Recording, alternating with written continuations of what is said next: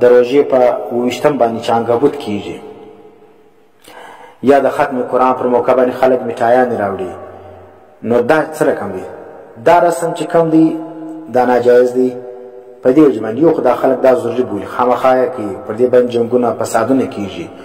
علما کرام چې دا ختم کوي قرآن په ډېر مشکل باندې دغه رسم سره مخامخ چې دا به څه رقم ختم کړو، بیا په ډېر حکمتو باندې څوک په څه رقم حکمت باندې ختم کوي، څوک یې په څه رقم طریقه باندې ختم کوي. نو اول خو دا شی خلکو لازمي ګڼلی دی. دویم دا دی په دې کې خلکو څه چانده کیږي. چانده چې د کم د ما ورته ویلې چې چانده کې د هر سړي خپله خوښه ده، کې کوي کې نور کوي. لیکن دلته چې د چاندې دغه سلو نوم واخیستل سلو هر سړی به خامخا ورکوي. که د چا په وس پره ده که نه ده پره هغه به وکوي. نو چې د چا په وس نه ده پره یا زړه نه ده خوښ هغه یې هم ورکوي. نو موږ ویل چې لا یحل مال امرئ الا بطیب نفسه، د مسلمان مال د هغه د زړه د خوشحالۍ بغیر د هغه ساکې دا چې د حلال نه دی. نو چې حلال نه سو نو دا رقم مال چې ته راوړې ده ګوره وکړ ده په کم مال پیسو باندې ته راوړل. نو ځکه خلک به پر چانده باندې مجبوره کوي نه.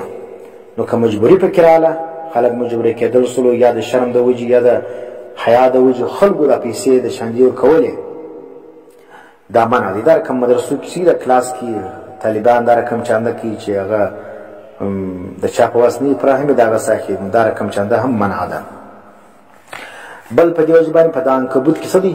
په مسجد کې شور وي، شرابه وي. هغه کسان چې په کال باندې مسجد ته نه راغلي په دا ورځ باندې جلبۍ دپاره مسجد له دیم راځي، او کشنیان چې کوم دي هغه مسجد له راغلي، او په مسجد کې چې کوم دي هغه غوبل جوړي، شور شرابه وي.